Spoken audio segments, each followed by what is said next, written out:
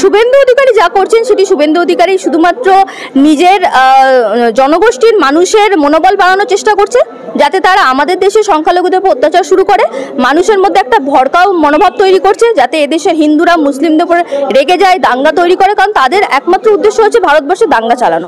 সম্প্রতি আমরা বাংলাদেশের ঘটনার পর দেখতে পাচ্ছি একেবারে ভারত এবং বাংলাদেশের সম্পর্কের একটা অবনতি ঘটছে, কিন্তু তার মধ্যেই এলাহাবাদ হাইকোর্টের একজন বিচারপতি একটা মন্তব্য করে বসেছেন। আমি কোট আনকোট খবরটা বলবো।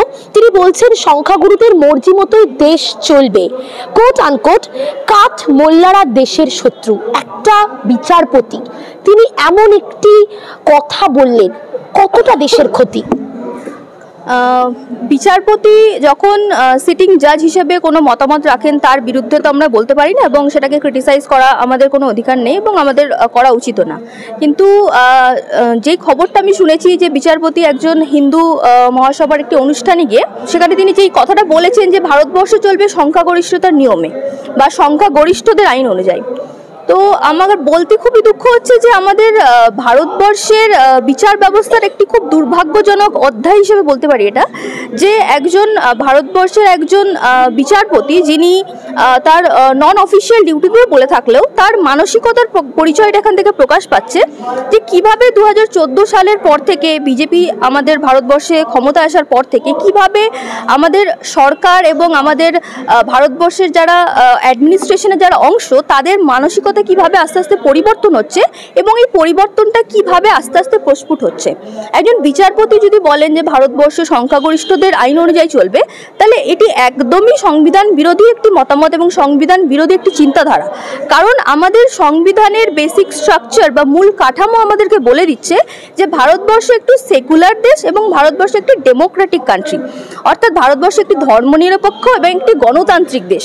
অর্থাৎ সংখ্যাগরিষ্ঠদের নিয়ম অনুযায়ী ভারতবর্ষ চলবে, এটা দুটো আমাদের কনস্টিটিউশনের যে দুটো মূল বিষয়, আমাদের ধর্মনিরপেক্ষতা এবং গণতান্ত্রিকতা, দুটোর বিরুদ্ধে গিয়ে সংখ্যাগরিষ্ঠদের রাজত্বকে প্রাধান্য দিচ্ছে, যেখানে কি আমাদের ভারতবর্ষ আস্তে আস্তে যে চেষ্টা চলছে বিজেপি শাসিত ভারতবর্ষকে আস্তে আস্তে হিন্দু রাষ্ট্রে পরিণত করার যে চেষ্টা চলছে, সেই চেষ্টাকে আস্তে আস্তে বাস্তবে পরিণত করতে চলেছে। এবং এই ভয়ঙ্কর পরিস্থিতি থেকে আমাদেরকে বেরিয়ে আসার একটা আমাদের বেরিয়ে আসার যে উপায়, সেটি হলো আমাদের সংবিধানকে আমাদের অস্ত্র করা। কারণ সংবিধান আমাদেরকে সে অধিকার দিয়েছে, ভারতবর্ষে কোনো ধর্মকেই প্রাধান্য দেওয়া হবে না, বিশেষ প্রাধান্য দেওয়া হবে না, সব ধর্মকে সমান চোখে দেখা হবে। অতএব ভারতবর্ষে সংখ্যাগরিষ্ঠদেরকে গুরুত্ব দেওয়া হবে, সংখ্যাগরিষ্ঠদের নিয়মে ভারতবর্ষে চলবে, অত্যন্ত দুর্ভাগ্যজনক একটি বিষয়। এবং বাংলাদেশ ইস্যু নিয়ে বর্তমানে মিডিয়া যেভাবে মানুষের ব্রেন ওয়াশ করে চলেছে, যেভাবে মানুষকে ভুল পথে চালিত করেছে, অতএব মানুষের মধ্যে এখন একটা সোশ্যাল মিডিয়া খুলে মানুষের মতামত দেখতে পাওয়া যাচ্ছে বা মানুষ পোস্ট করছে বাংলাদেশের লোকেরা এসে কলকাতা দখল করবে, কলকাতার লোকেরা গিয়ে চট্টগ্রাম দখল করবে। আসল বাস্তব হলো কোনো শহরই দখল হবে না, বাংলাদেশও দখল হবে না, ভারতবর্ষ দখল হবে না।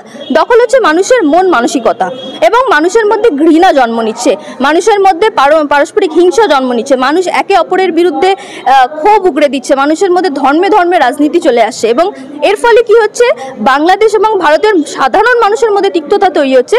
কিন্তু আমরা যদি দেখি মন্ত্রণালয়ের দিক থেকে দেখি, ভারতবর্ষের মন্ত্রণালয় এবং বাংলাদেশের মন্ত্রণালয় তাদের নিজেদের মধ্যে সুব্যবস্থার সম্পর্ক ঠিকই আছে, অতএব ব্যবসায়িক দিক থেকেও তাদের মধ্যে সম্পর্ক যা হওয়ার কথা দুটো প্রতিবেশী দেশের মধ্যে সেইভাবেই চলছে। তাহলে এই তিক্ততাটা আনা হচ্ছে কেন মিডিয়ার দ্বারা? তাহলে মূল এখানে তিক্ততা আনার মূল যে অস্ত্র সেটা হচ্ছে মিডিয়া, এবং মিডিয়ার থ্রুতেই তিক্ততা আনার কারণ হচ্ছে যাতে মানুষ ভুল বুঝে বাংলাদেশ থেকে এদেশে আসে এবং তাদের যে নাগরিকত্ব আমাদের সিএ 2019-এর মাধ্যমে যেভাবে মানুষকে ভুল বোঝানো হয়েছে শুধুমাত্র হিন্দু হলে এদেশে এসে নাগরিকত্ব দেওয়া হবে, সেই ভুল কনসেপ্টটাকে অ্যাপ্লাই করিয়ে মানুষকে এদেশে নিয়ে আসা হচ্ছে এবং তাদেরকে বেনাগরিক হিসেবে তকমা দেওয়া হবে এবং আস্তে আস্তে তাদেরকে বন্ডেড লেবারে কনভার্ট করা হবে এবং ভারতবর্ষের বিজেপি শাসিত সরকার তাদেরকে সস্তা শ্রমে বন্ডেড লেবার হিসেবে খাটাবে। এই একটা থিওরি নিয়ে বিজেপি সরকার এগোচ্ছে, কিন্তু আমাদেরকে বুঝতে হবে ধর্মে ধর্মে এই রাজনীতি শুধুমাত্র বিজেপির রাজনৈতিক উদ্দেশ্য সাধনের জন্যই চলছে এবং যেসব কোনো বিচার বিচারপতি যদি এগুলো এইসব কথা বলে থাকে, কোনো এই রকমের মতামত দিয়ে থাকেন, তা আমাদের জন্য অত্যন্ত দুর্ভাগ্যজনক। আমি বলবো আমাদের বিচার ব্যবস্থার যতজন আছেন, শুধুমাত্র বিচারপতিরা না, আমাদের আইনজীবীরাও আমাদেরকে এই মন মানসিকতা থেকে বেরিয়ে আসতে হবে। আমাদেরকে মানুষের সমাজের পাশে দাঁড়াতে হবে।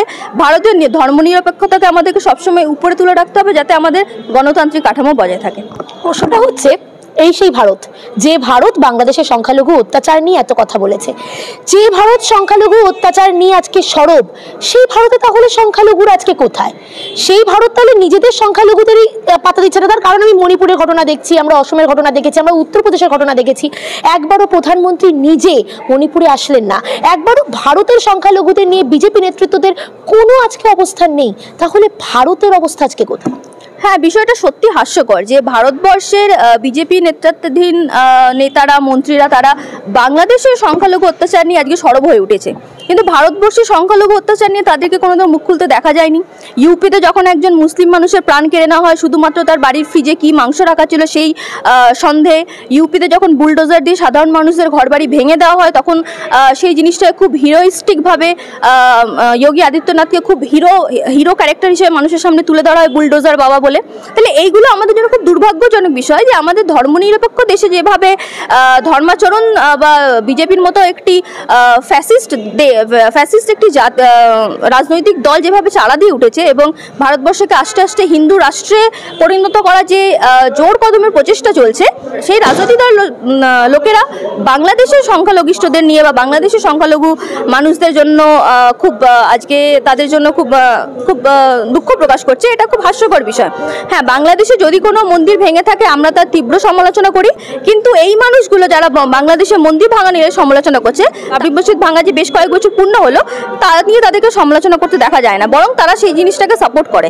তাহলে এটা সত্যি খুব ডিপ্লোম্যাটিক একটা কনসেপ্ট হয়ে গেল যে আমি আমার নিজের দেশের সংখ্যালঘিষ্ঠদেরকে আমি তাড়িয়ে দেব, আমি মারবো, তাদের উপর অত্যাচার করবো, আর বাংলাদেশের সংখ্যালঘিষ্ঠদেরকে আমি সাপোর্ট করবো, তাদের প্রতি সহানুভূতি জানাবো। পাশাপাশি আমি বিজেপি নেতৃত্ব শুভেন্দু অধিকারীকে দেখতে পাচ্ছি, তিনি বলছেন শেখ হাসিনাকে নিয়ে, তিনি বলছেন ইউনূস সরকারকে একবার চ্যালেঞ্জ করেছেন, বলেছেন যে হাসিনাকে একেবারে বাংলাদেশে প্রধানমন্ত্রী হিসেবে নিয়ে যাওয়া হবে, একদম স্যালুট করে ফিরিয়ে নিয়ে যাওয়া হবে। কোনো জায়গায় আজকে তো আমরা দেখতে পাচ্ছি বাংলাদেশ থেকে আমাদের এদিকে অনেক রকম হুঙ্কার আসছে ভারতের দিকে, ভারতের থেকে তো হুঙ্কার কম যাচ্ছে না। এই হুঙ্কার, এই যে শুভেন্দু অধিকারী ক্রমাগত পেট্রোপোল বর্ডারে দাঁড়িয়ে বিভিন্ন জায়গায় দাঁড়িয়ে হুঙ্কার দিয়ে যাচ্ছেন, রাজাকারের বাচ্চা, রাজাকারের নাতি বলে বাংলাদেশিদেরকে মন্তব্য করছেন, কোনো জায়গায় গিয়ে কি আজকে সেইখানে হিংসাত্মক একটা আবহ বেশি ছড়াচ্ছে বলে মনে হচ্ছে? দেখুন, বাংলাদেশে কে প্রধানমন্ত্রী হবে না হবে সেটা একদমই তাদের আভ্যন্তরীণ বিষয়, সেটা তাদের দেশের মানুষের মতামত হবে। যেমন আমার দেশে গণতন্ত্র বজায় থাকুক, তেমন বাংলাদেশেরও গণতন্ত্র বজায় থাকুক। মানুষ যেভাবে চায়, মানুষ যাকে শাসক হিসেবে দেখতে চায় তাকে মানুষ দেখতেই পারে। আজকে বাংলাদেশে ইউনূস সরকার আছে, ইউনূস সরকার যদি মানুষের ফেভারে কাজ না করে, মানুষের হয়ে কাজ না করে, মানুষের ভালোর জন্য কাজ না করে, মানুষ চাইবে ইউনূস সরকার পরিবর্তন হোক। ঠিক সেই জায়গায় দাঁড়িয়ে আমরা প্রত্যেকটা দেশের একটা সার্বভৌম ক্ষমতা আছে, যা এই সার্বভৌম ক্ষমতা অনুযায়ী সেই দেশের আভ্যন্তরীণ বিষয় পর্যালোচনা হয়, সেই দেশের আভ্যন্তরীণ বিষয় চলাচল করে, এবং আমাদের সেই আভ্যন্তরীণ বিষয়ে বলার আমাদের কোনো অধিকার নেই। শুভেন্দু অধিকারী যা করছেন সেটি শুভেন্দু অধিকারী শুধুমাত্র নিজের জনগোষ্ঠীর মানুষের মনোবল বাড়ানোর চেষ্টা করছে, যাতে তারা আমাদের দেশের সংখ্যালঘুদের উপর অত্যাচার শুরু করে, মানুষের মধ্যে একটা ভড়কাও মনোভাব তৈরি করছে, যাতে এদেশের হিন্দুরা মুসলিমদের উপরে রেগে যায়, দাঙ্গা তৈরি করে। কারণ তাদের একমাত্র উদ্দেশ্য হচ্ছে ভারতবর্ষে দাঙ্গা চালানো ছাড়া তাদের কোনো উদ্দেশ্য নেই। এবং এই দাঙ্গার মাধ্যমে তারা এই যে সংখ্যালঘিষ্ঠদেরকে ভারতবর্ষ থেকে তাড়িয়ে দেওয়ার সেই মনোভাব তাদের প্রকাশ পায়। এবং ভারতবর্ষে আমরা যে আলোচনা এক্ষুনি করছিলাম, যে বিচারপতি বলেছেন যে সংখ্যা গরিষ্ঠদের মতে ভারতবর্ষে চলবে, তাহলে এই উদ্দেশ্য সাধনগুলো তাদের প্রকাশ পায় এইসব ভড়কাও বার্তার মাধ্যমে। আরো হুঙ্কার আমরা শুভেন্দু অধিকারীকে দিতে শুনেছি, তিনি বলছেন এখন আমি ট্রেলার দেখাচ্ছি, নতুন বছরের সিনেমা দেখাবো। এটা একটা রাজনৈতিক নেতৃত্বের কথা, এটা বক্তব্য। দেখো, শুভেন্দু অধিকারীর মুখে আমরা অনেক কথাই শুনেছি, শুধু শুভেন্দু অধিকারী কেন, অনেক বিজেপি নেতাদের মুখে আমরা এমন কথাই শুনেছি যা ভারতবর্ষের মতো একটি দেশের রাজনৈতিক নেতাদের মুখের কথা হওয়া উচিত না। আমি সেই বিষয়ে যাচ্ছি না।